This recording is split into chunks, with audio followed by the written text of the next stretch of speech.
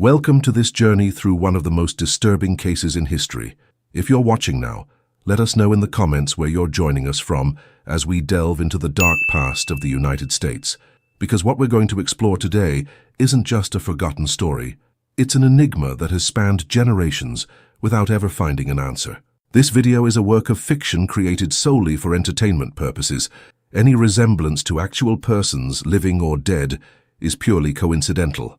Missouri, land of dense forests, winding rivers, and secrets buried in the Ozark Hills. At the beginning of the 20th century, this region was a place where progress still struggled to arrive, where dirt roads connected small, isolated communities, and where the law often arrived too late. It was 1912, and the world was changing rapidly in the big cities of the East. But here, deep in the interior, time seemed to move at a different pace. People lived off agriculture, modest trade, and the mutual trust that kept these villages functioning. But that trust would be tested in a way no one could have imagined. In Webster County, an area marked by deep valleys and dense forest, there was a secluded property that served as a resting point for travelers. It wasn't exactly a formal inn, but a place where people in transit could spend the night, feed their horses, and continue their journey at dawn. The family that ran the place was well known in the region. Hard-working, discreet, always ready to welcome anyone who needed shelter. Nobody suspected anything. Why would they? That was a time when a handshake still meant something, when a word given was worth more than any written contract. But in the months leading up to autumn that year, something began to trouble the residents of the nearby villages. Travelers passing through the region simply disappeared. Not all of them. So of course, that would be too obvious. But here and there, someone who should have arrived at their destination never showed up. Merchants transporting goods, men seeking work on farms, women traveling to reunite with distant relatives. They vanished without a trace. And when families inquired, the answer was always the same. No one had seen anything. No one knew anything. The local sheriff began receiving sporadic reports. Letters from concerned relatives. Questions about the whereabouts of people who had left weeks before and never contacted anyone again. But investigating disappearances at that time was a nearly impossible task. The distances were immense, communication slow, and many people simply changed course without telling anyone. It was easy to attribute the disappearances to chance, to the sudden decision to move to another state, or even to accidents on the dangerous roads that cut through the mountains. However, one detail began to draw attention. Several of the missing people had something in common. They had all passed through the same region. They had all mentioned that they would stop at that isolated property to rest, and none of them was seen after that. Coincidence? Perhaps, but too many coincidences begin to form a pattern, and patterns demand explanations. The problem is that, at that time, concrete evidence was rare. There were no surveillance photographs, no detailed guest records, no way to accurately track movements. Only rumors, whispers, and a growing unease that hung over Webster County like a fog that refuses to dissipate. And then, at the end of that year, something happened that would change everything. Something that would force the authorities to take a closer look at that tranquil property in the hills. Something that would reveal secrets so dark that even today, more than a century later, it is difficult to fully comprehend the extent of the horror that unfolded in that godforsaken place. It was a neighboring farmer who first noticed something strange. He regularly drove along the road that bordered the property, carrying produce to sell in the nearest village. That October morning, the smell coming from that direction was impossible to ignore. It wasn't the usual smell of a farm. It wasn't manure or animals. It was something different, something that made your stomach churn and your mind search for explanations you didn't want to find. The man decided to investigate. He followed a side path that led to the back of the property, where there was an old barn and some smaller buildings used for storage. What he found there left him paralyzed for long seconds. Personal belongings scattered on the ground, open suitcases, clothes thrown in dark corners, objects that clearly belonged to different people, pocket watches, leather wallets, shoes of various sizes. It was as if dozens of lives had been abruptly interrupted and their traces simply abandoned there, hidden from the sight of anyone passing by on the main road. The farmer wasted no time. He mounted his horse and galloped to the nearest town, where he found the sheriff having coffee in a small tavern. The story he told seemed like something out of a nightmare. The sheriff, initially skeptical, decided to gather some men and go to the location. What they found that afternoon confirmed their worst fears. The property concealed evidence of something that transcended any common crime. It wasn't just robbery, it wasn't just isolated violence. It was something systematic, planned, executed over months, perhaps years. In the following days, more details emerged. Documents found among the belongings allowed some of the victims to be identified. There were letters addressed to people who would never receive them, travel logs, personal notes. Each object told an interrupted story. A merchant who was supposed to arrive in Springfield to meet a partner, a woman traveling to Kansas City to start a new life, a farm worker heading west in search of opportunities. All had trusted in the hospitality of that family. All had believed they would be safe there for one night. The family that ran the place was arrested immediately. During questioning, they denied everything. They claimed the belongings had been left by guests over the years, that they didn't know where they came from, and that they had never harmed anyone. But the evidence contradicted every word. There were marks on the barn walls, suggesting recent changes to the structure. Tools were hidden in strategic places. There was a pattern that couldn't be explained by mere coincidence. The case made headlines in local newspapers. The Missouri Gazette published an extensive article about the disappearances, connecting dots that previously seemed isolated. Other publications followed suit.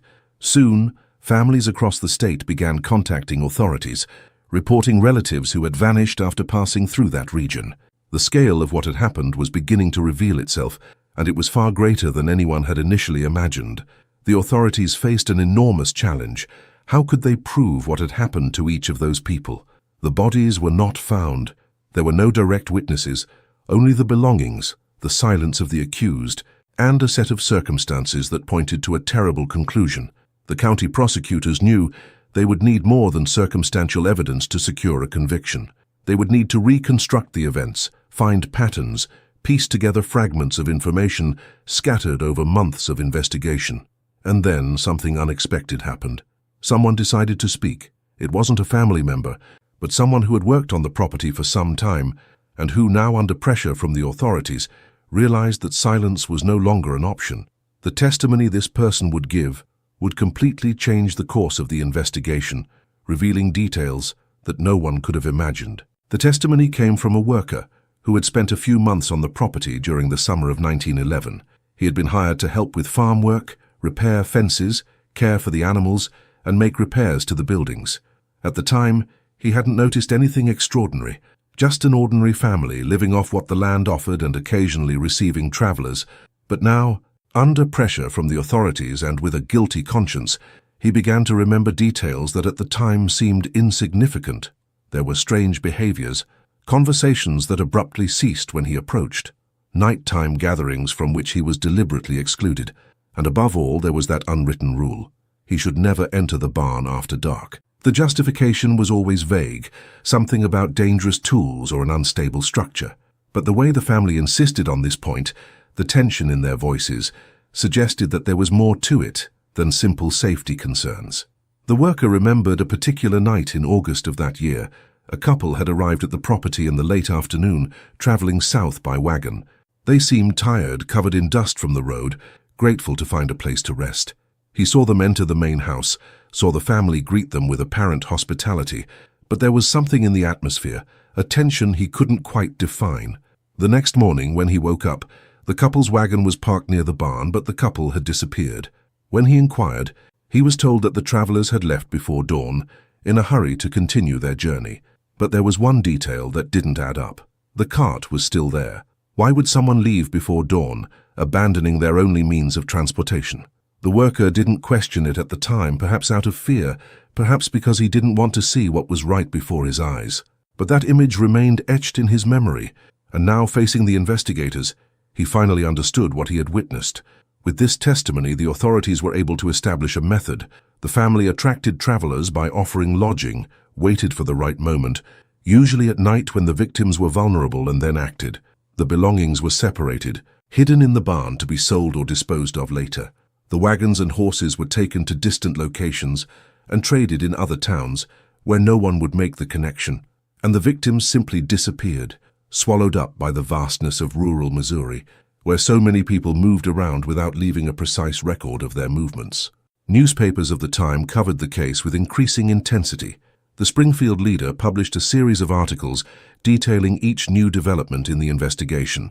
The Kansas City Star sent a special reporter to cover the upcoming trial. The story captured the public imagination in a way that few cases had before. It wasn't just the horror of the crimes, it was the fundamental breach of trust. That family had violated something sacred in the culture of the American West, the tradition of hospitality, the implicit promise that a traveler would be safe under someone's roof. The pressure on the prosecutors was immense. The community demanded justice, but the legal system at the time operated with significant limitations. Without bodies, without direct witnesses to the crimes, the case depended on circumstantial evidence and the testimony of those who had worked on the property. The defense lawyers exploited every loophole, argued about the validity of the evidence, questioned the motivations of the worker who had decided to speak.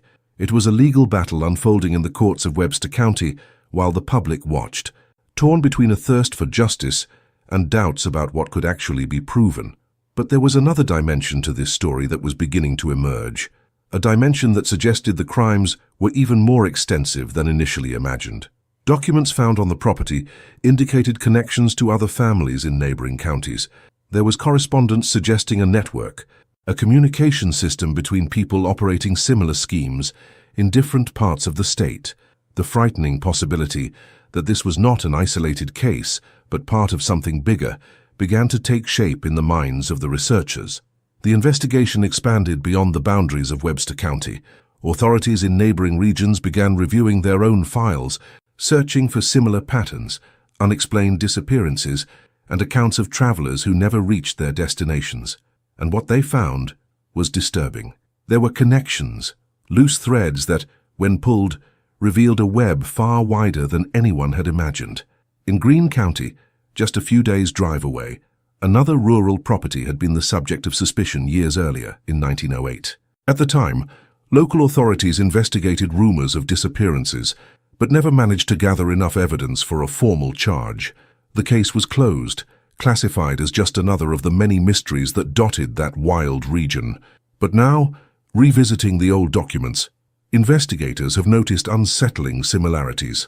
The same pattern of hospitality offered, the same types of victims, solitary travelers or small groups without strong connections in the region. Letters were exchanged between sheriffs from different counties. Meetings were organized to share information. Slowly, a larger picture began to form. There were indications that some families maintained regular contact, exchanged information about travel routes, and warned each other about ongoing investigations. It wasn't exactly a formal organization, but an informal network of silent complicity built over years based on family ties and shared interests. One of the most revealing documents was found hidden beneath the floorboards of the main house.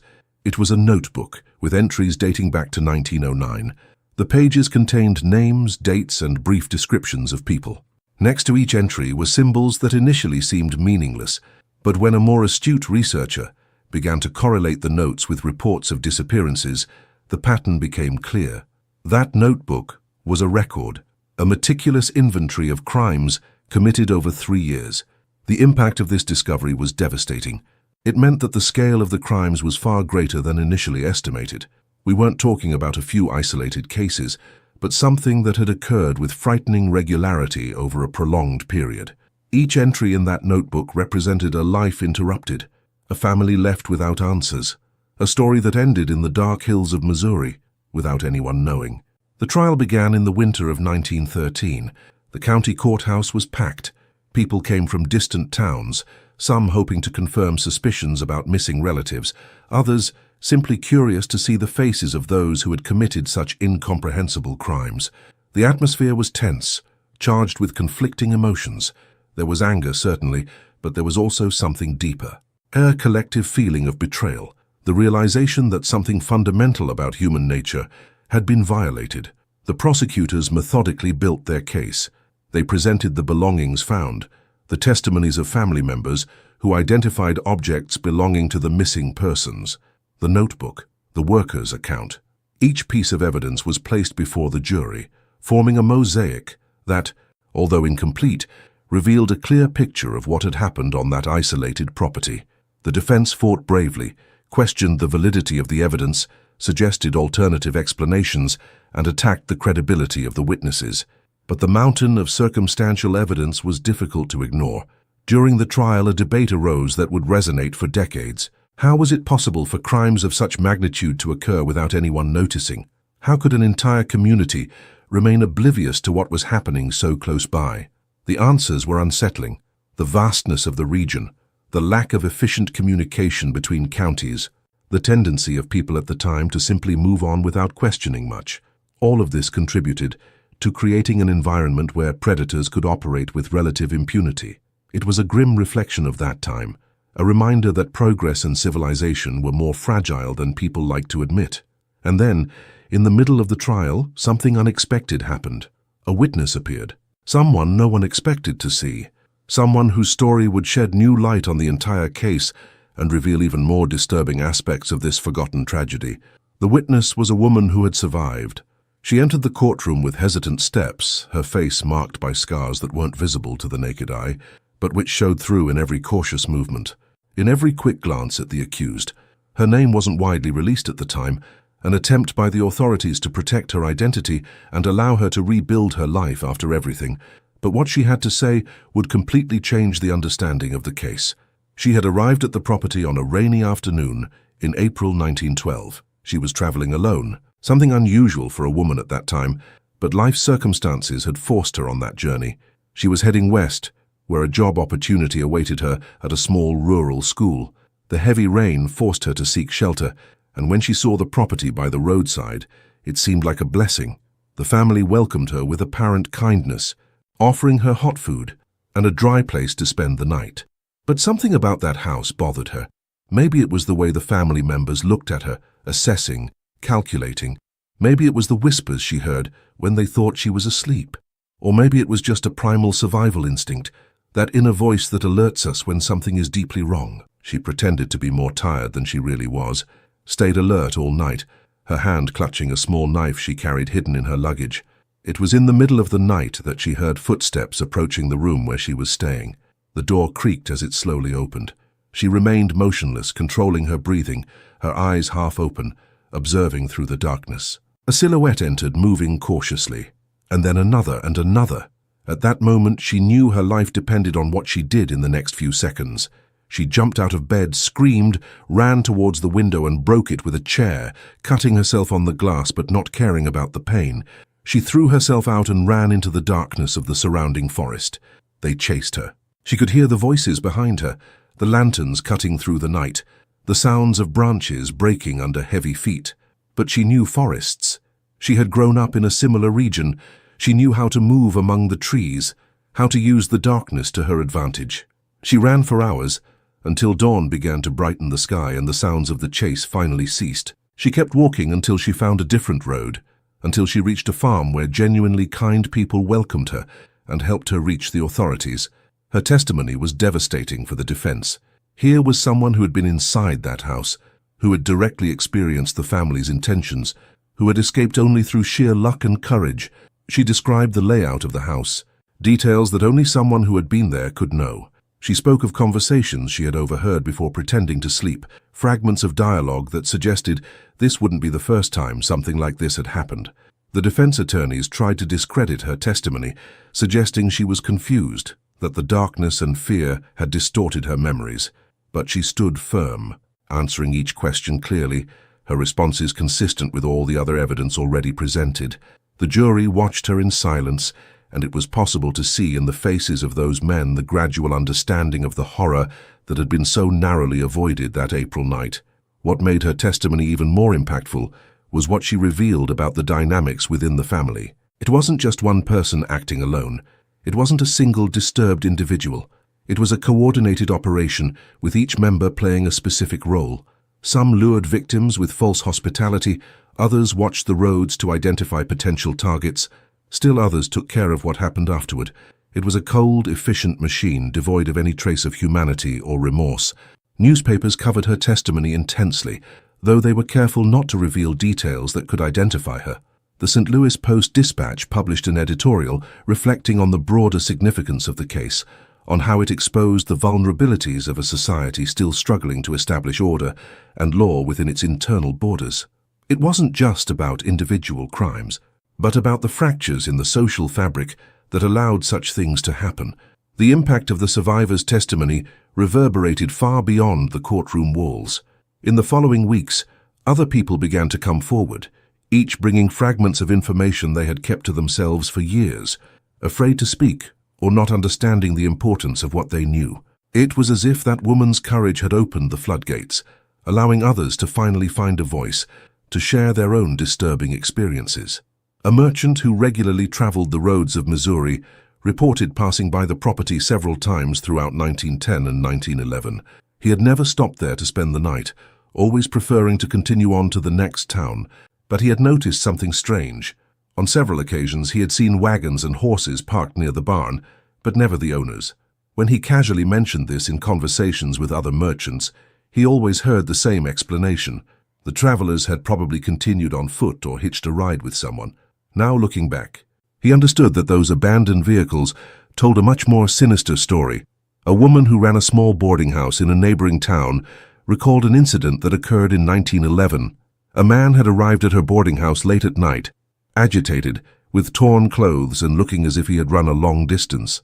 He asked for a room, paid in advance with coins he took from a torn pocket, and locked himself in for 2 whole days. When he finally came out, he seemed haunted, constantly looking over his shoulder as if expecting to be followed. She tried to talk to him, to offer help, but the man only shook his head and hurried away, heading north. He never explained what had happened, never sought out the authorities. He simply disappeared, probably taking with him secrets about what he had witnessed or experienced.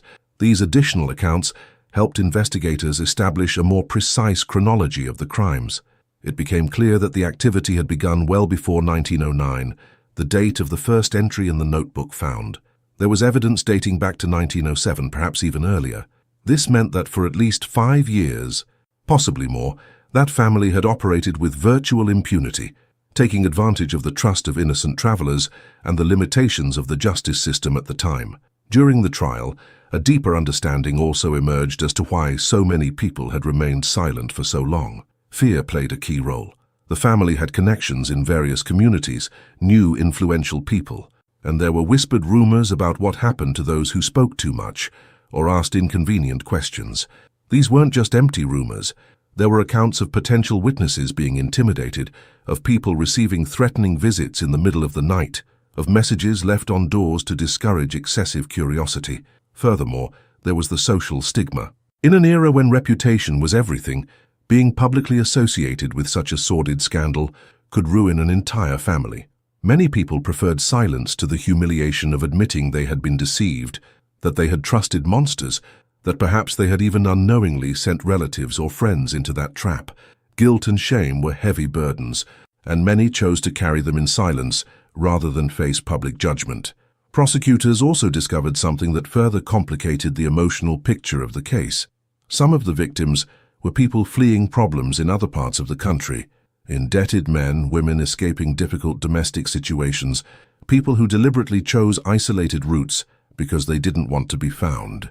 This transient and secretive nature of many of the victims made it even easier for the crimes to go unnoticed. When someone who is hiding disappears, who will look for them? Who will miss them? The accused family had exploited this vulnerability with calculated precision. The trial also revealed aspects of the psychology behind the crimes that were difficult to process. Experts of the time, doctors and scholars of human behavior, were called upon to try to explain how an entire family could participate in such terrible acts. Theories varied. Some argued that it was a matter of influence, a dominant individual controlling others through fear or manipulation. Others suggested that the isolation of rural life, combined with economic hardship, had gradually eroded moral boundaries until the unthinkable became not only possible, but routine. But perhaps the most disturbing explanation was the simplest. Some people simply possess a terrifying capacity to dehumanize others. For that family, the travelers were not people with dreams, fears, and families waiting for them. They were merely opportunities, resources to be exploited. This coldness, this complete absence of empathy, was something that transcended easy explanations and confronted society with profoundly uncomfortable questions about human nature. As the trial progressed, the defense attempted one last desperate strategy. They claimed that the family had been corrupted by outside forces, that they were victims as much as the travelers, manipulated by circumstances beyond their control. But the prosecutors countered with evidence of meticulous planning, deliberate organization, and a logbook that demonstrated a clear awareness of what they were doing. There was no room for pleas of insanity or coercion when the evidence showed such premeditation. The jury deliberated for 3 days. 3 days during which the entire Missouri region held its breath, awaiting a verdict that would somehow restore moral order, that would prove that even on the wildest frontiers, justice could still prevail. The courtroom galleries remained packed throughout this period, with people keeping vigil outside, discussing every aspect of the case, speculating about the outcome. When the jury finally returned, the silence in the courtroom was absolute. The verdict was read in a firm voice without hesitation, guilty on all counts. The relief that swept through the room was palpable, but mixed with something darker, an understanding that no verdict could truly undo what had been done. No sentence could bring back those who had been lost in the dark hills of Webster County. The sentence was pronounced on a cold March morning in 1913. The judge, a gray-haired man who had served the law in Missouri for over 30 years, spoke in a heavy voice, burdened by the weight of what the case represented. He acknowledged the unprecedented gravity of the crimes, the systematic violation of the trust that formed the fabric of society, the calculated coldness with which everything had been carried out. The words echoed through the silent courtroom, each sentence a condemnation not only of the accused, but of everything they represented. The sentences were the harshest allowed by the law at the time. There would be no possibility of clemency, no second chances. The family members were separated, sent to different penal institutions scattered throughout the state, a measure taken both for security reasons and to prevent them from maintaining any form of communication or mutual influence. It was as if the authorities wanted not only to punish them, but to completely erase the connection that had made that machine of horrors possible. But the end of the trial did not bring the closure many had hoped for. In fact, it opened a new phase of questioning and discovery that would extend for years. Authorities now faced the monumental task of trying to identify all the victims, of bringing some form of answer to the dozens of families who had lost loved ones on Missouri roads. The notebook provided clues, but many entries were cryptic, codes that no one could fully decipher. Investigative teams were formed specifically for this purpose. They traveled throughout the state, visiting small towns, consulting cemetery records, talking to local sheriffs, trying to connect names in the notebook with real people who had disappeared. It was frustrating and often unsuccessful work. Many of the victims were migrants, people without deep roots in any specific place, and tracing their stories was like trying to follow footprints in the sand after a storm. In some cases, they were successful. One entry, dated October 1910, corresponded to the disappearance of a blacksmith who had left Tennessee heading west. His sister, who lived in Nashville, had spent years searching for him, writing letters to authorities in different states, never losing hope of finding him alive. When she finally received the news, decades of uncertainty were replaced by a definite grief, but also by a strange kind of relief. She now knew the terrible wait was over. Another identification was made through a pocket watch found among the belongings hidden in the barn. It was a unique piece, with engraved initials and a special mechanism that played a melody when opened. The family recognized it immediately. It belonged to the patriarch, a man who left Illinois in 1911 to explore business opportunities in the West and never returned. They had assumed he had simply decided to start a new life elsewhere, perhaps ashamed of some business failure. The truth was much darker. But for every successful identification, there were a dozen cases that remained unsolved, belongings that no one recognized, entries in the notebook that didn't correspond to any recorded disappearance, fragments of lives that had been cut short without leaving enough trace to reconstruct who those people were or where they came from. These unsolved cases haunted investigators, constant reminders of the limitations of justice and the ease with which lives could be erased in an era before centralized records and instant communication. The property where the crimes occurred became the subject of intense debate in the community.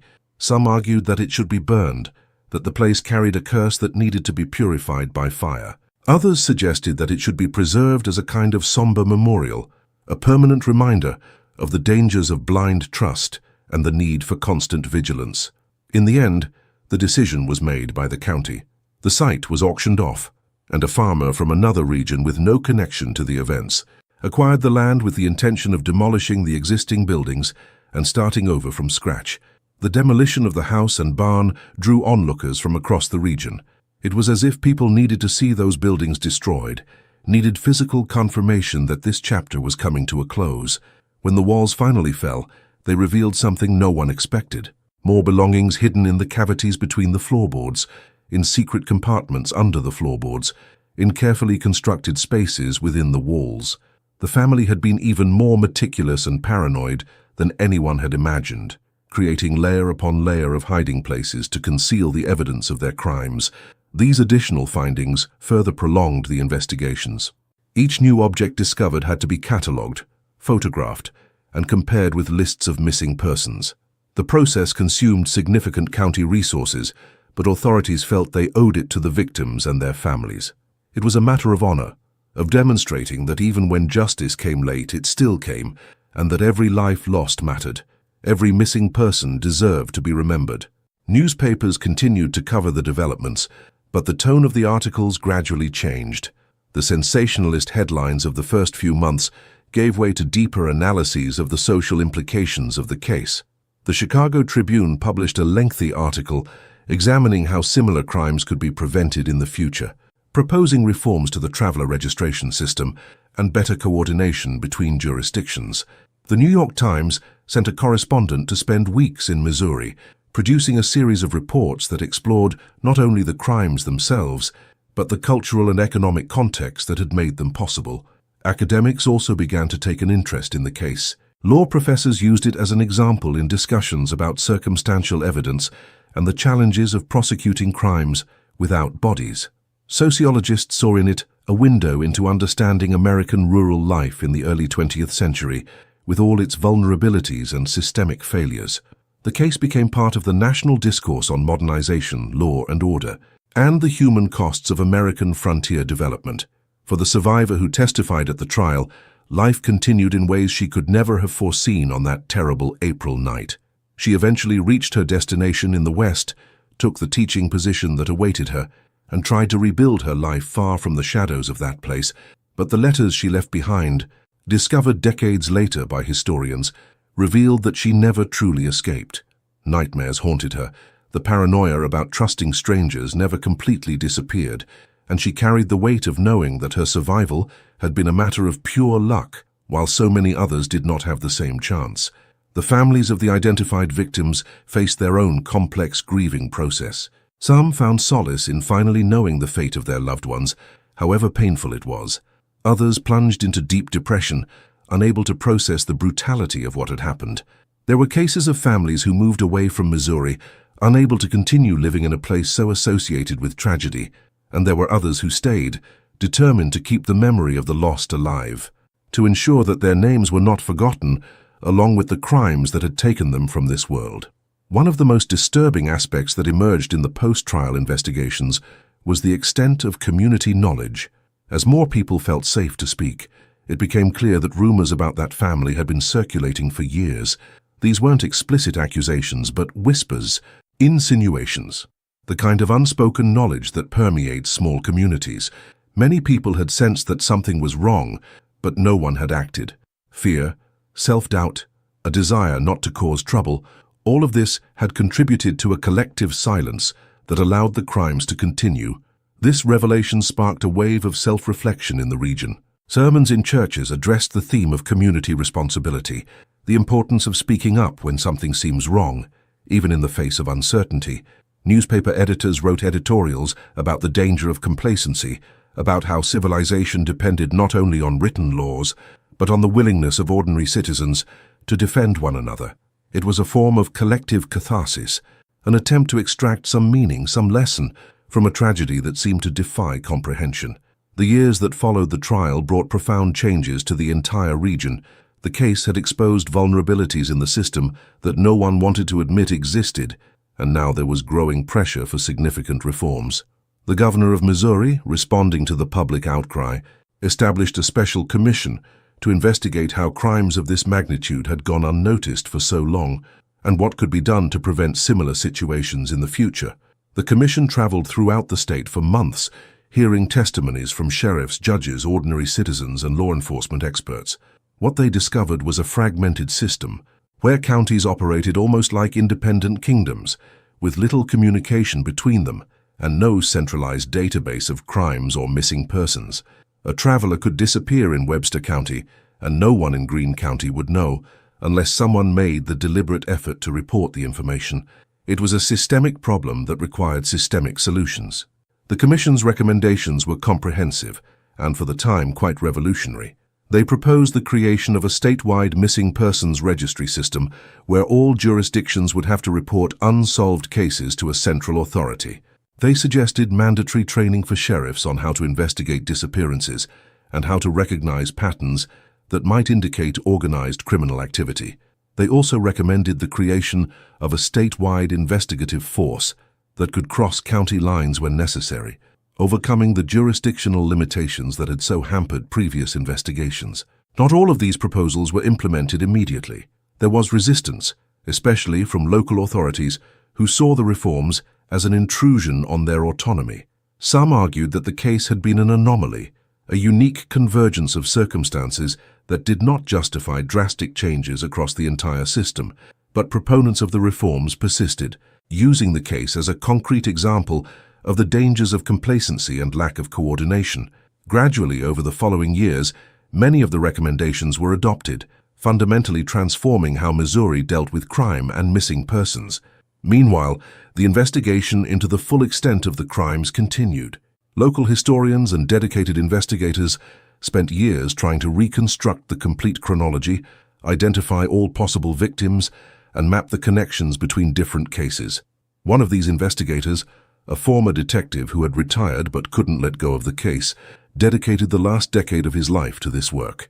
He traveled thousands of miles, visited countless cities, spoke with hundreds of people, always searching for that next clue that could reveal yet another identity, another story. His work revealed fascinating and disturbing patterns. He discovered that the accused family had been extremely selective in choosing their victims. They avoided people with strong connections in local communities, people whose disappearance would generate immediate and intense searches. Instead, they focused on migrants, temporary workers, people in transition between old and new lives. These were individuals who, for various reasons, had become invisible to the surrounding society, and this invisibility made them perfect targets. The investigator also found evidence that the family maintained a kind of intelligence about travel routes and migration patterns. They knew when certain roads became busier, when seasonal workers usually passed through the region, when merchants traveled with more money. This knowledge was not the result of luck or casual observation. It was the result of years of careful attention, strategic conversations in markets and taverns, and cultivating sources of information in different communities. They had transformed rural hospitality, one of the most sacred traditions of American culture, into a weapon against the vulnerable. One of the investigators' most shocking discoveries came from archives in a distant county, nearly 200 kilometers away. He found records of a 1906 investigation, 6 years before the main case, into a different family operating in a similar manner. That investigation never resulted in formal charges due to lack of evidence, but the patterns described in the documents were eerily familiar. The investigator began tracing family connections between that family and the one in Webster County, discovering kinship ties, marriages linking the groups, correspondence suggesting collaboration or at least mutual knowledge. This discovery raised a terrifying possibility that there was a tradition passed down through generations and family ties of exploiting travelers. It wasn't just an isolated group of criminals, but potentially a practice that had been refined and transmitted over decades. The investigator presented his findings to the authorities, who reopened old investigations and began examining other unsolved cases through this new lens. What emerged was a much broader and darker picture than anyone had initially imagined. Journalists remained fascinated by the case years after the trial. In 1915, a reporter for Harper's Magazine spent months in Missouri researching for a long, detailed article. He not only revisited the facts of the case, but explored the lasting psychological impact on the community. He interviewed people who had lived near the property, who had known the family before the crimes were discovered. What he found was a complex mix of emotions: Guilt for not having noticed, anger at having been deceived, fear that it could happen again to someone else. One of the most revealing interviews was with a merchant who had supplied goods to the family for years. He described how they were seemingly normal people in all public interactions. They paid their bills on time, were polite in conversation, and occasionally participated in community events. There were no outward signs of the monstrosity they practiced in private. This superficial normalcy was, in a way, more disturbing than if they had been obviously suspicious or strange. It meant that monsters could hide in plain sight, that the appearance of decency guaranteed nothing about a person's true character. The case also influenced the literature and art of the time. Writers began to incorporate elements inspired by the story into their works, exploring themes of betrayed trust, hidden dangers in the American landscape, and the fragility of civilization in remote places. Some of these works were sensationalist, focusing on the horror of the crimes in ways that bordered on exploitation, but others were more thoughtful, using the case as a starting point for deeper meditations on human nature, community, and the shadows that exist in every society. A local poet, deeply affected by the tragedy, wrote a series of verses about the victims, attempting to give voice and dignity to people who had been reduced to entries in a notebook, to forgotten belongings in a barn. His poems did not focus on the crimes themselves, but on the lives that had been interrupted, the dreams that would never be realized, the conversations that would never happen. It was his way of resisting dehumanization, of insisting that each victim was a complete person with a history, hopes, and inherent value. For the institutions where the convicted family members were sent, the case presented unique challenges. Guards and administrators had never dealt with criminals of this type on such a scale. There were debates about how to manage prisoners who had demonstrated a capacity for such calculated and systematic violence. Some argued for complete isolation, fearing they might exert a negative influence on other prisoners. Others felt this would be inhumane, that even those convicted of terrible crimes still had certain basic rights. Observations made by doctors and psychologists who interacted with the convicts over the years provided disturbing insights. Most family members never showed genuine remorse. Some remained completely silent, refusing to talk about the crimes or their motivations. Others offered justifications that revealed a complete disconnect from the moral reality that most people share. They spoke of the victims as if they were problems to be solved, obstacles that had thwarted their plans, not human beings whose lives had intrinsic value. A particularly detailed report, written by a prison doctor in 1916, described conversations with one of the youngest members of the family. This person had been involved in crime since adolescence, growing up in an environment where such actions were normalized, treated as simply part of life. The doctor speculated on the impact of being raised in such an environment, on how morality is learned, and what happens when the lessons taught are fundamentally distorted. It was an early exploration of concepts that decades later would become central to criminology and psychology. The property where the crimes occurred had varied fates over the following decades. The farmer who bought it after the auction completely rebuilt it, creating a new house far from the site of the original structures. He successfully cultivated the land for years, but there was always a shadow over the place. Local workers were reluctant to accept employment there, and children from the region created frightening stories about ghosts and curses. Eventually, when the farmer died, his family decided to sell, and the property changed hands several times throughout the 20th century. Each new owner faced the same dilemma: openly acknowledge the place's dark history, or try to ignore it and move on. Some chose transparency, accepting that the past was part of the land and couldn't simply be erased. Others tried to avoid the subject altogether, hoping that with enough time the memories would fade. But the history persisted, passed down from generation to generation, kept alive not only by morbid interest, but by a collective need to remember, not to forget, the bitter lessons that had been learned at such a high cost. The following years transformed that region in ways no one could have predicted. The land that had once witnessed such dark events began to change, not only physically, but in the collective imagination of the people who lived there. The forests continued to grow, the rivers followed their eternal courses, and gradually nature began to reclaim the spaces that had been marked by tragedy. It was as if the land itself was trying to write a new chapter, erasing the shadows of the past with the lush green growth of life that refuses to be contained. In the decades that followed, travelers crossing that region of Missouri frequently stopped at small taverns and inns, where conversations inevitably drifted to old stories. The elders recounted tales they had heard from their parents and grandparents, each generation adding its own layers of interpretation to distant events. Some of these stories were surprisingly accurate, preserving details that might otherwise have been lost.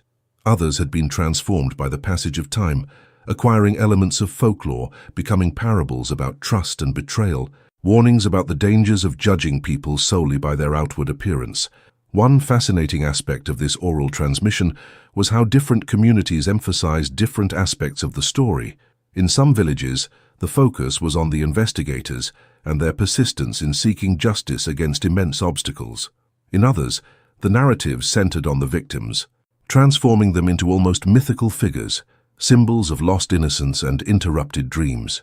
And there were places where the stories explored more philosophical questions, using the events as a starting point for discussions about the nature of evil, about how to recognize danger when it disguises itself as normality. During periods of significant social change, history resurfaced in unexpected ways. When roads began to be paved and communications improved, fundamentally transforming how people traveled and connected, many pointed to those ancient events as examples of why such improvements were necessary. The new technologies were not just about convenience, they argued, but about security, about creating networks that would prevent people from simply disappearing without a trace. It was a way of transforming historical trauma into motivation for progress. Writers and artists found inexhaustible inspiration in those distant events. Not only those seeking sensationalism, but creators genuinely interested in exploring deeper themes. One playwright, working in the early decades after the events, created a play that didn't directly depict the crimes, but focused on an imaginary community grappling with the discovery that it had unknowingly harbored monsters. The play explored collective guilt, moral responsibility, and the unsettling question of how much a person should question their neighbors versus how much they should trust in the basic goodness of humanity. This play was performed in small theaters throughout Missouri and neighboring states, generating intense discussions among audiences. Some felt it was too close to the actual events, reopening wounds that should be left to heal.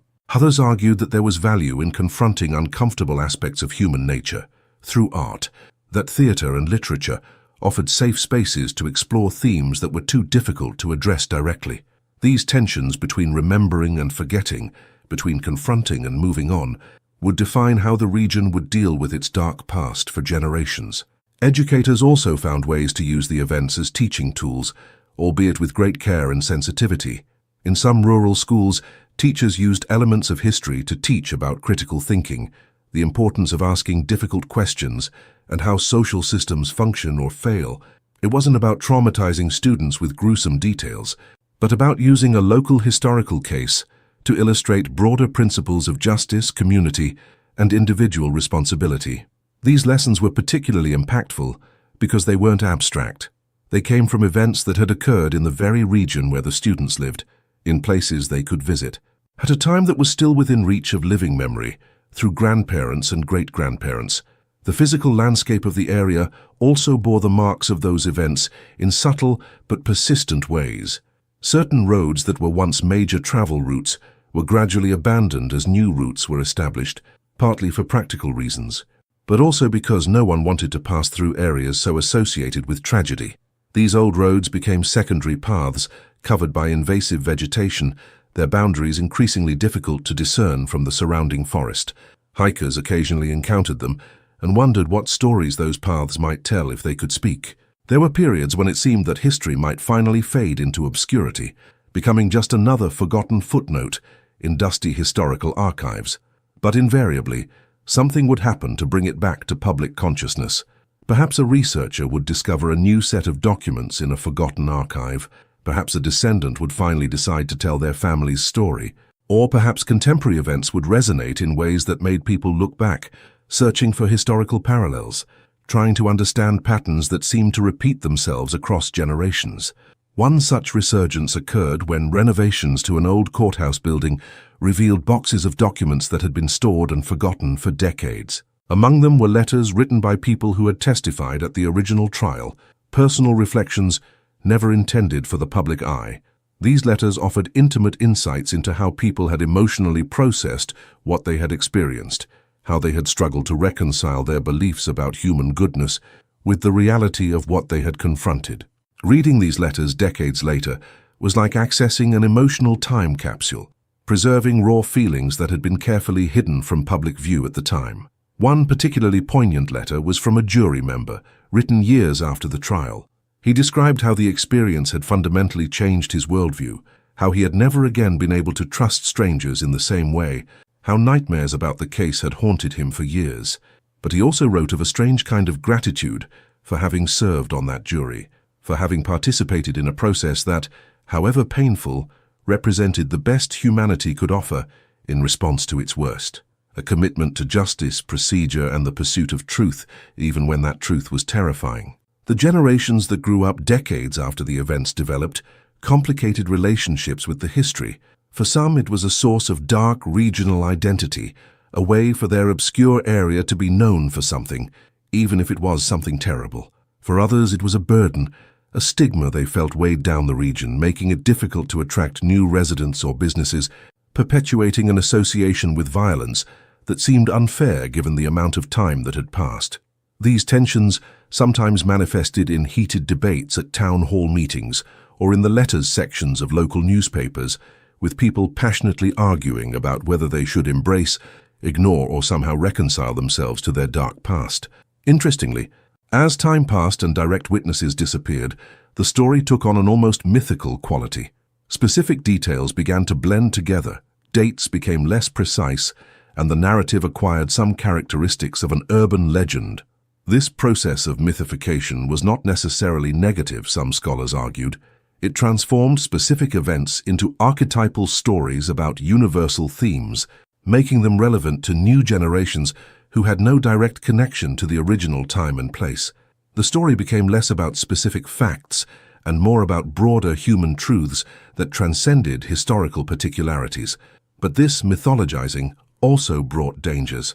As the details became more nebulous, it became easier for people with specific agendas to shape the narrative to serve their own purposes. Some used the story to argue for the moral superiority of the present over the past, conveniently ignoring contemporary problems. Others used it to fuel paranoia or justify exclusionary policies. Serious historians constantly found themselves having to correct distortions, trying to anchor the story in documentable facts, while acknowledging that some degree of interpretation was inevitable. The property where it all happened continued its own journey through the decades. Each new family that inhabited it brought its own approach to dealing with the weight of history. Some tried to ignore it completely, living their lives as if the past didn't exist. Others engaged with it in creative ways, perhaps planting memorial gardens or allowing historians to conduct non-invasive archaeological research. And there were those who simply lived with it, accepting that the past was part of the place's identity, neither celebrated nor denied, just acknowledged as a fact of the land's emotional geography. As the 20th century progressed toward the 21st, methods of historical preservation improved dramatically.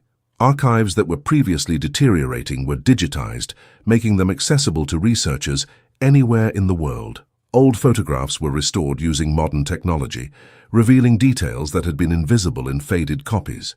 And oral records from some of the last living individuals who had heard stories directly from participants were carefully recorded, preserving not only factual information, but tones of voice, speech patterns, and emotional emphases that written text alone could never capture. This preservation effort wasn't motivated by morbid fascination, but by a recognition that each generation has a responsibility to understand its past, however uncomfortable it may be. Societies that forget or deny their dark histories are condemned to repeat mistakes, while those that confront these difficult chapters honestly have the chance to learn and grow. The events at that remote Missouri estate were a perfect example of this, offering lessons on vigilance, community, justice, and the importance of systems that protect the vulnerable that remained relevant no matter how much time passed. And so we come to the end of this somber journey through the hills and valleys of Missouri, along dusty roads where secrets were buried and memories linger like morning mist that refuses to completely dissipate. This story, born of imagination but rooted in the universal fears we all carry, serves as a mirror to questions that span generations. What happens when trust is betrayed? How do communities cope with the discovery that evil can wear masks of normalcy? And most importantly, how do we move forward when confronted with the fragility of the security we believe to be guaranteed? The landscape of that region, with its dense forests and endless horizons, remains a silent witness to all that was and all that could have been. The roads still wind through the mountains, connecting small communities that have grown and changed over the decades. Modern travelers pass through these places without knowing the stories that the stones and trees could tell, without feeling the weight of the narratives that have become intertwined with the land itself. What remains most disturbing is not the specific details of the events, but the broader questions they raise. How do we recognize danger when it doesn't announce itself with obvious signs? How much should we question the appearances presented to us? In a world where we are constantly advised to trust our intuition, what do we do when that intuition conflicts with social norms of courtesy and hospitality? These are not questions with easy answers, and perhaps that is why stories like this continue to resonate through time. There is something profoundly human in the need to tell and retell these dark narratives. It's not simply morbid fascination, although that element certainly exists. It's also a way of processing our collective fears, of giving form to anxieties that would otherwise be too vague to confront. When we hear stories about travelers who trusted the wrong people, about communities that failed to see what was happening right under their noses, we are actually exploring our own vulnerabilities, our own potential blind spots. The land where everything supposedly happened still exists, of course. Fields are cultivated, animals graze, life follows its eternal course, indifferent to the invisible marks the past has left. New families make their homes there, create happy memories, celebrate birthdays and holidays, plant gardens that bloom in the spring. Life's capacity to continue to renew itself, to grow even in the darkest soils, is perhaps the most hopeful message that emerges from any narrative of tragedy. But there is also a necessary recognition that some places carry stories that cannot be completely erased, not because they are haunted in a supernatural sense, but because they are haunted by human memory, by the way we tell and retell stories, by the way places become repositories of meaning that transcend their physical reality. A field is just a field, but a field where something significant has happened becomes something more, a space where the past and present coexist in productive tension. The lessons drawn from these imagined events are as relevant today as they would have been over a century ago. We live in an age of unprecedented connectivity, where disappearances are harder to conceal and where communication systems have made it nearly impossible for someone to simply vanish without leaving a digital trace. But new forms of vulnerability have emerged to replace the old ones. The essence remains the same: the need for vigilance, for systems that protect the vulnerable, for communities that care enough to ask the tough questions when something seems wrong. There is something powerful in imagining what it was like to travel back then, when distances seemed much greater, when days could pass without seeing another human being, when the appearance of a house offering shelter could seem like a divine blessing.